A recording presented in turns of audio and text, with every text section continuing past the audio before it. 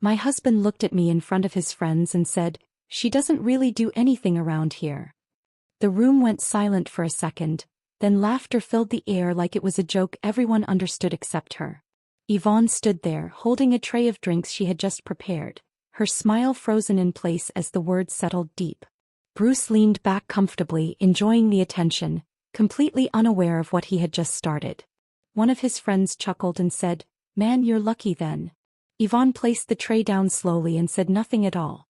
Because in that exact moment she made a decision that would change everything in his life. That night Yvonne didn't argue, didn't cry, and didn't bring it up again. Instead she moved through the house quietly, finishing the last of what she had already started as if nothing had happened. Bruce went to bed early, relaxed and careless, scrolling through his phone like always. "Yvonne, don't forget to handle the payment tomorrow," he said casually without even looking at her. She paused for a second, then replied softly, "You don't need to worry about that anymore." He didn't even notice the tone in her voice. Because for the first time in years, Yvonne wasn't agreeing, she was withdrawing. For years, Yvonne had been the invisible system behind Bruce's perfect life. She paid the bills before they were due, managed subscriptions, handled repairs, scheduled appointments, and even covered expenses he didn't know existed. Everything ran smoothly, so smoothly that he believed it required no effort at all. "She just stays home," he once told someone proudly. What he didn't know was that every comfort he enjoyed had a cost, and Yvonne had been the one paying it. Not just with money but with time, energy and silent responsibility. And now, without warning, she had decided to stop. The first problem didn't appear immediately, and that made it even more dangerous. 3 days passed and everything still seemed normal on the surface. Bruce woke up, dressed for work, and moved through his routine without noticing any difference. "Yvonne, where's my blue shirt?" he called out. She sat in the living room, calm and still. "I didn't arrange your clothes," she replied simply. He frowned, slightly irritated, but brushed it off. Because he still believed everything would somehow take care of itself. By the 5th day the cracks began to show clearly. Bruce stood in the kitchen, staring at an empty fridge with confusion written all over his face. "Yvonne, why is there no food in the house?" he asked, his voice sharper now. She looked up from her phone and answered calmly, "You didn't buy any." He scoffed. "That's your job." Yvonne tilted her head slightly and said, "I thought I didn't do anything." The silence that followed was different this time, heavier, uncomfortable. And for the first time Bruce felt something shift, but he still didn't understand how far it was about to go. The next issue came faster than Bruce expected, and this time it was impossible to ignore. He was at work when his phone buzzed repeatedly, each notification more urgent than the last. "Payment overdue, service interruption pending," the message read. His face tightened as he stared at the screen, confused and irritated at the same time. He immediately called Yvonne. "Why am I getting messages about unpaid bills?" Yvonne answered calmly, her voice steady. "Because they haven't been paid." Bruce scoffed in disbelief. "So you just decided to stop doing basic things now?" There was a brief pause before she replied, "I thought they weren't important." That evening, Bruce walked into the house already frustrated, expecting things to be back to normal. "Yvonne, this isn't funny anymore," he said as he dropped his keys on the table. She didn't look up from where she was sitting. "What exactly isn't funny?" she asked. He pointed around the house. "Everything. The bills, the food, the mess." Yvonne finally raised her eyes and met his gaze. "You said I don't do anything," she reminded him. Bruce ran a hand through his hair, annoyed. "That's not what I meant, and you know it." She leaned back slightly and said, "Then explain what you meant." But for the first time he didn't have a quick answer. 2 days later the situation became public, and that was when the real damage started. Bruce was in an important meeting when his phone rang repeatedly, forcing him to step outside. "Sir, your electricity service has been disconnected due to non-payment," the agent said firmly. "What do you mean disconnected?" he snapped, his voice rising in panic. "We sent multiple reminders," the agent replied. No payment was received. Bruce's face flushed as he realized what this meant. Not just inconvenience, embarrassment. Because later that evening he was hosting guests at the house and now nothing was working. That night, Bruce stood in the dark living room, trying to fix a problem he didn't understand. "Yvonne, do something," he said, his voice now mixed with urgency. She sat calmly, watching him move around without direction. I already did something, she replied. He turned sharply. Then why is everything falling apart? Yvonne looked at him, her expression unreadable. Because I stopped holding it together. The words hit harder than the darkness around them. And for the first time, Bruce began to realize this wasn't temporary. It was intentional. The next morning didn't bring relief, it brought consequences. Bruce showed up at work distracted, missing details he normally handled with ease. What's going on with you? His colleague asked quietly. Just some issues at home, he muttered, trying to stay composed. But the pressure followed him everywhere, growing heavier with every hour. Meanwhile, Yvonne moved through her day with a calmness he had never seen before. She wasn't stressed.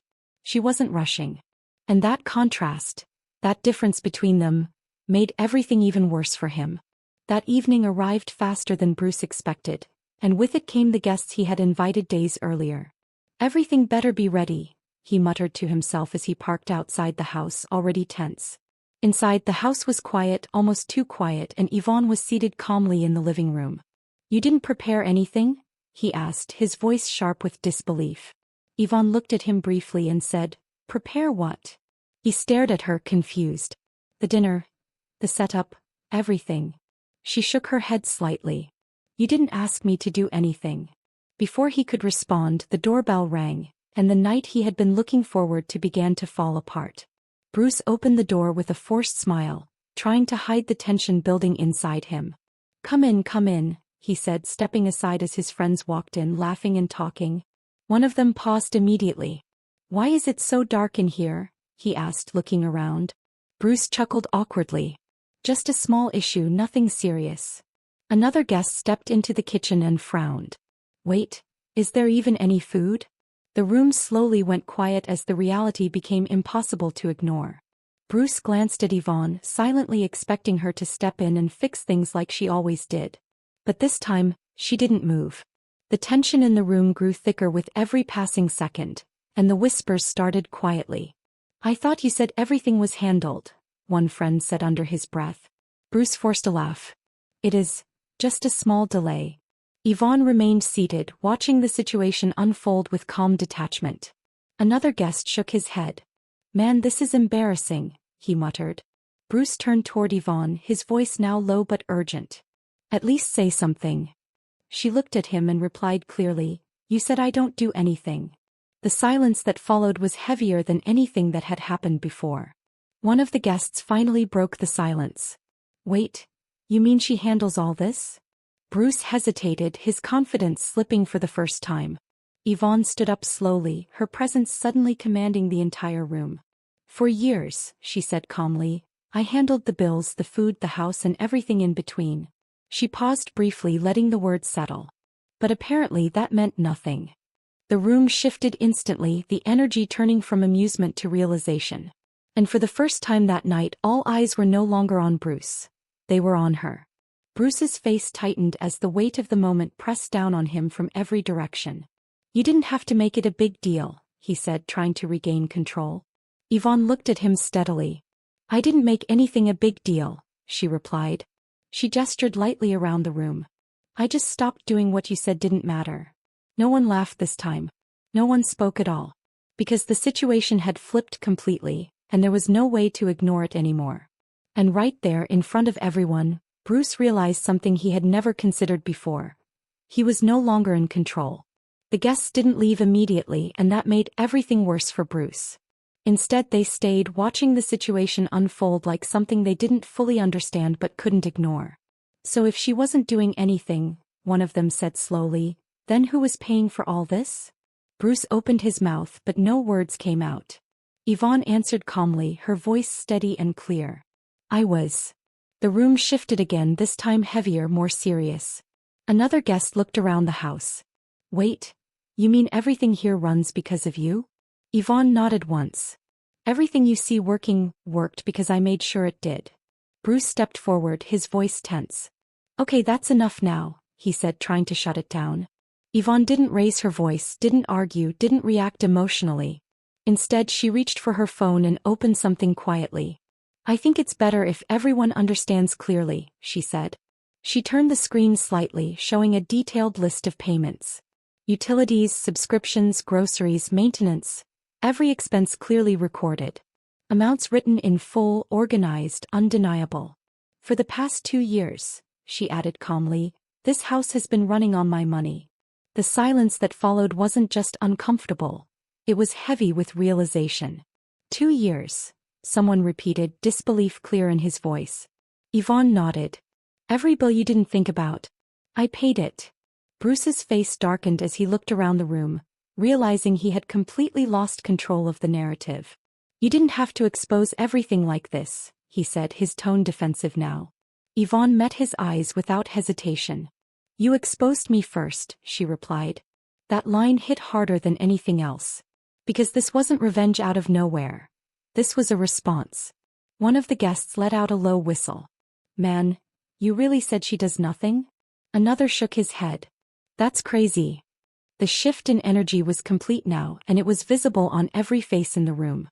Bruce stood there, unable to correct it, unable to spin it, unable to escape it. Yvonne stepped back slightly, no longer needing to say anything else. Because the truth had already done the work for her. And for the first time, the same people who laughed earlier were no longer looking at him with respect, but with quiet judgment. Bruce looked at Yvonne, his voice lower now, almost uncertain. So what are you trying to prove? Yvonne didn't hesitate. Nothing, she said calmly. She paused, then added, I already proved it by stopping. The simplicity of the answer made it even more powerful. This wasn't about arguing, convincing, or explaining anymore. This was about showing reality. And in that moment, standing in front of everyone, Bruce finally understood something he had ignored for years. He hadn't just underestimated Yvonne. He had completely misunderstood the life he was living.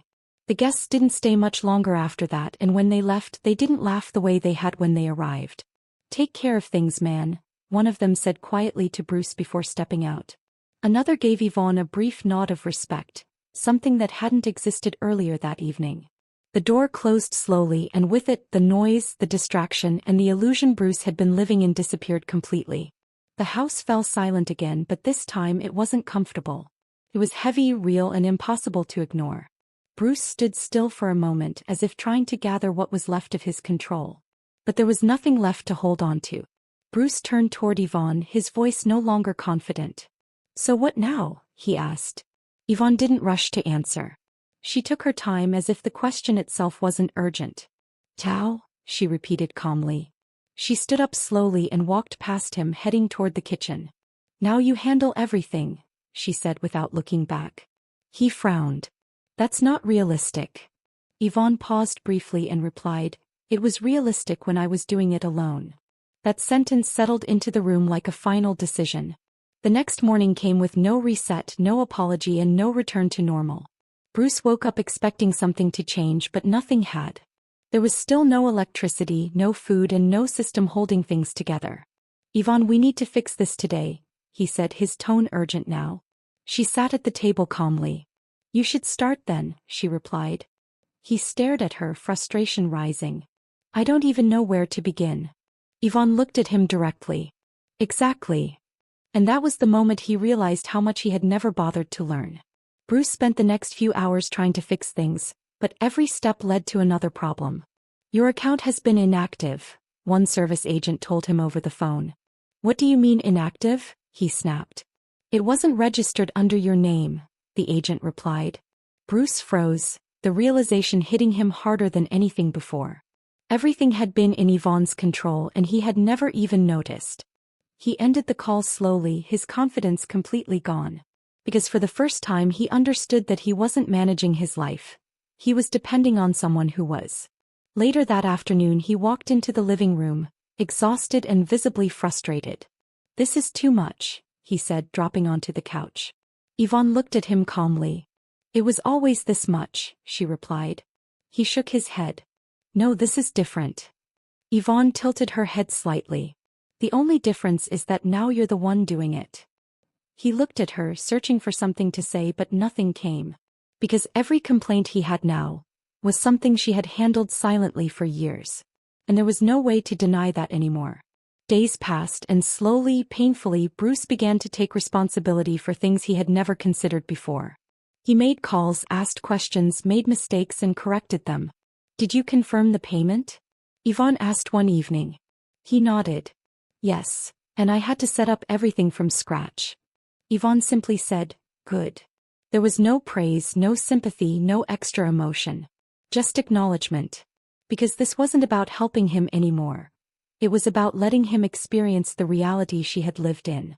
The house began to function again, but it didn't feel the same. Everything now required effort, attention, and awareness. Bruce stood in the kitchen one morning, checking a list he had written himself. I need to go grocery shopping, he said aloud. Yvonne glanced at him briefly. Make sure you check what's already available, she added. He nodded, taking the note seriously. It wasn't automatic anymore. Nothing was. And that was the lesson he couldn't avoid. A week later, Bruce returned from work and found Yvonne sitting peacefully, reading without interruption. You seem very relaxed, he said, noticing the change. Yvonne looked up and replied, I am. He hesitated before asking, is this how it always felt for me? Yvonne closed her book slowly. Yes, she said. The simplicity of the answer made him look away. Because he now understood something uncomfortable. His peace had always been built on her effort. That evening, Bruce sat alone for a while, thinking through everything that had happened. I really said you do nothing, he admitted quietly. Yvonne didn't respond immediately. Instead, she let the silence do what it needed to do. He looked at her again. I didn't understand, he added. Yvonne finally spoke. You didn't try to understand, she corrected. That difference mattered. Because one was a mistake, and the other was a choice. From that moment forward, nothing returned to the way it was before. Bruce no longer assumed, no longer dismissed, and no longer spoke carelessly. Not because he was told to change, but because he had experienced the consequences of not changing. Yvonne moved through the house differently now, not as someone responsible for everything, but as someone who chose what she would handle. And that choice changed everything. Because for the first time their roles were no longer based on assumption. They were based on understanding. Weeks passed and the changes in the house became permanent, not temporary adjustments. Bruce no longer moved through his days with careless ease, and every responsibility now had his full attention. Yvonne, I scheduled the maintenance for tomorrow, he said one evening, checking his notes carefully. She nodded slightly. That's good. There was no excitement in her response, just quiet acknowledgement. Because this wasn't new work, it was work that had always existed. The only difference now was simple. Bruce was finally the one carrying it. Yvonne's routine, on the other hand, had completely changed in a way Bruce couldn't ignore. She wasn't rushing, wasn't stressed, and wasn't constantly solving problems before they appeared. You seem different, he said one morning as she prepared to step out. Yvonne looked at him briefly. I am, she replied. He hesitated before asking, how? She paused at the door and said, I stopped doing everything for someone who didn't value it. Then she left, leaving him standing there with words he couldn't respond to. At work, Bruce found himself thinking differently as well, noticing things he had ignored before. He caught himself before dismissing a colleague's effort during a meeting. Actually, that's important, he said, correcting himself mid-sentence. The room shifted slightly, surprised by the change. He leaned back in his chair, reflecting on how easily he had once overlooked effort. Because now he understood what it meant to have something essential treated as nothing. And that understanding followed him everywhere. One evening, Bruce sat across from Yvonne at the table, quieter than usual. I've been thinking about what happened, he began carefully. Yvonne looked at him but didn't interrupt. I was wrong, he admitted. The words came slowly but they were clear. I didn't see what you were doing and I didn't respect it. Yvonne nodded once, not surprised, not emotional. Because this wasn't something she needed to hear. It was something he needed to say. Bruce continued, his voice steady but lower than before. I thought things just worked. I didn't realize someone was making them work. Yvonne leaned back slightly, her expression calm. That's the problem, she replied. He nodded. I know. There was a pause, not uncomfortable but real. For the first time they weren't speaking from assumption or habit. They were speaking from understanding, and that changed the weight of every word. The house became functional again, but it no longer operated on invisible effort. Everything was shared, discussed, and acknowledged. Did you handle the payment? Bruce asked one evening. Yvonne shook her head slightly. That's yours. He nodded and made a note immediately. There was no resistance, no argument, no confusion.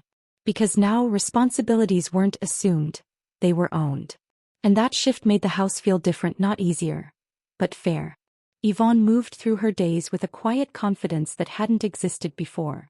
She wasn't proving anything anymore, wasn't trying to be seen or appreciated. She simply existed in a space where her effort matched her value. You don't remind me about anything anymore, Bruce said one evening. Yvonne smiled slightly. Because I don't need to. He nodded, understanding what that meant. Because for the first time he wasn't relying on her to manage his life. He was managing it himself. The memory of that night with his friends never fully disappeared for Bruce. It stayed with him not as embarrassment alone but as a turning point. I deserved that, he admitted quietly one day. Yvonne looked at him briefly but didn't respond. Because she didn't need to confirm it. The lesson had already been learned. And more importantly, it had already changed his behavior. That was the only proof that mattered. As time continued, the tension that once filled the house faded into something steadier. Not perfect, not effortless, but balanced. Yvonne no longer carried what wasn't hers and Bruce no longer ignored what was. I didn't lose anything, Yvonne said softly one evening. Bruce looked at her, waiting for her to continue. I just stopped giving where it wasn't valued. The words were simple, but they carried everything that had happened between them. And for once there was nothing left to argue about. That night, Yvonne stood quietly in the living room, looking around at a life that finally reflected truth instead of assumption. There was no anger left, no need for revenge anymore because the lesson had already been delivered. Bruce moved in the background, handling tasks he once ignored without being told. And Yvonne simply watched for a moment before turning away. I didn't need to fight to be seen, she said softly. I just had to stop making myself invisible. And with that she walked forward, not to change him, but because she had already changed everything.